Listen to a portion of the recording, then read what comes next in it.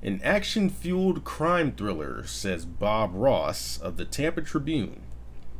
Locked and loaded with action, Waist Deep is an explosive thrill ride featuring Tyrese Gibson as O2, an ex-con who's trying to go straight. His life takes a deadly turn when his son gets kidnapped in a carjacking and held ransom by a ruthless drug lord.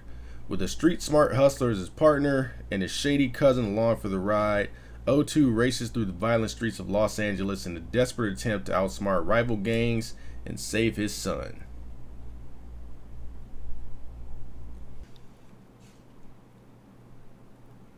Yellow, and welcome to WhaCHew Watchin, the first and hopefully not last episode in a series of videos where I'm going to go into my vast DVD and Blu Ray collection, randomly take one out and talk about it for a little bit.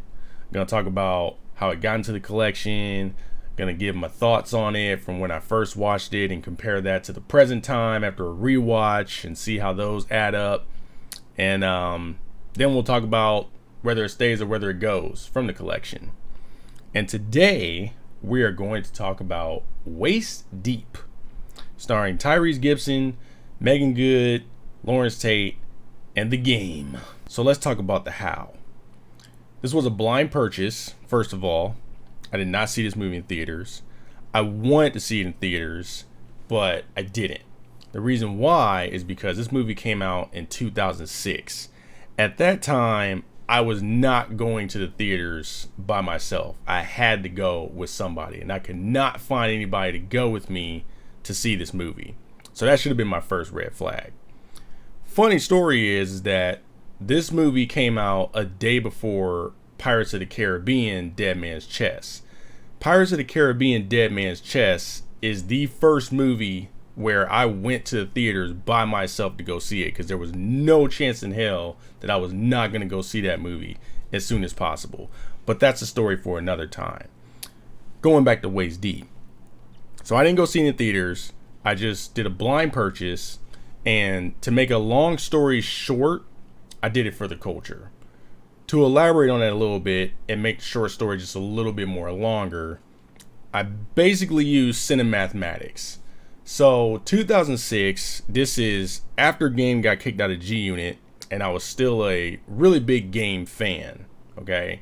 And I wanted to support him any way that I could. And I was really excited for him to be in this movie. So that was the main reason, like, why I got the movie, was to see Game do gangsta shit, right? This is also after Baby Boy, which soured my taste of seeing Tyrese on the movie screen.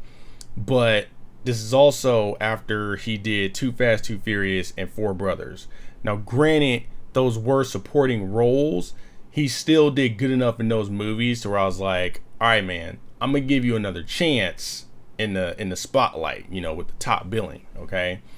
So I figured with The Game doing gangster shit, and with Tyrese, who is, like, at this point, a pretty solid actor on the silver screen, and then you got Meagan Good's fine ass in there, I was like, there's no way this movie can be bad. At the very least, we're talking about a solid flick, okay?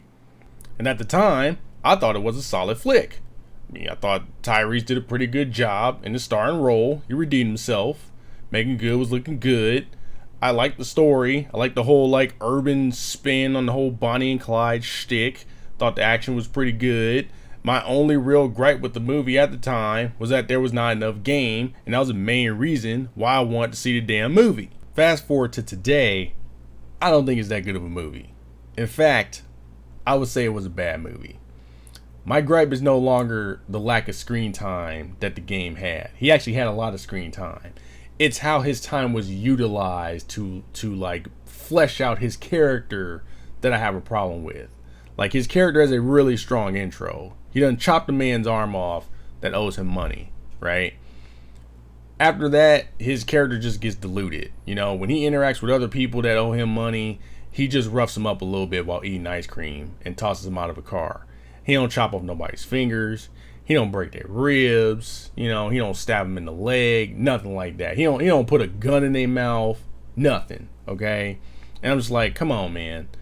And that leads to my biggest gripe with the movie after a fresh watch is I didn't feel like there was a real sense of urgency or a real sense of danger throughout the movie. For a movie where Tyrese and Megan Good's characters are robbing cash houses of rival gangs, trying to pit them against each other, and robbing like a bunch of different banks and invading cops and shit like that, I didn't really get a sense of urgency going on. You know what I'm saying? In fact, like the only time that the cops really do get involved is when like Tyrese is driving and like swerves his car and the cops start chasing him, and it turns into this real big like police chase and shit. Like it is really weird how that was done.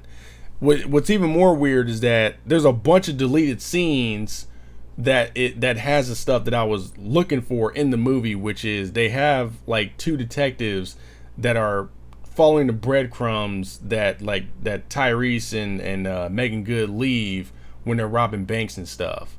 And then you start getting like the characters fleshed out, where it's like, you know, Tyrese is a felon and he's on 2 strikes, and this is gonna be his 3rd one if he gets caught, and blah blah blah blah. And his parole officer is making a stop by his house to check on him and see how he's doing with his new job and shit like that. Like all that shit got cut out of the movie. Why? I have no idea.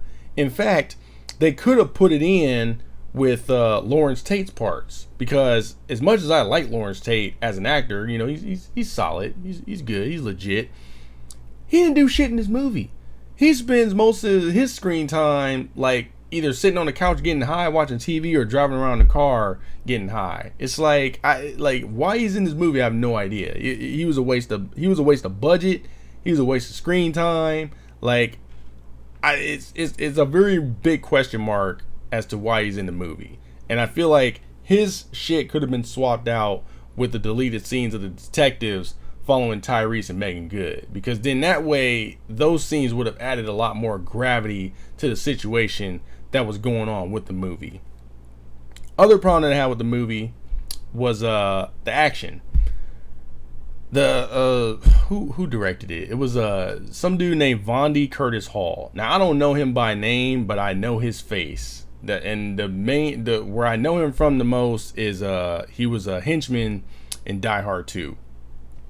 Thought it was kind of cool that it's like he's not just an actor, he actually directs and writes on the side. So I thought that was cool, but this was not a good showing for his directorial skills, because the action scenes in this movie are terrible. Okay, like he had like that Tony Scott kind of vibe going on, where he was like, I'm gonna shoot this scene from like 200 different angles, and I'm gonna show you all those angles in the span of like 10 seconds. So it's like just shit flashing on the screen over and over, to where I could barely follow what was going on. There was like this weird slow-mo shadow effect shit that he was doing too during like shootouts and everything that made no sense whatsoever. And I was just like, I did not like it at all. So like, I don't know, man. After a fresh watch, this is more like a B movie that should have went straight to DVD, or like a Netflix original, or like a Hulu original or something like that. Like that's the kind of movie that I would categorize this as. So all in all, I didn't think it was that great.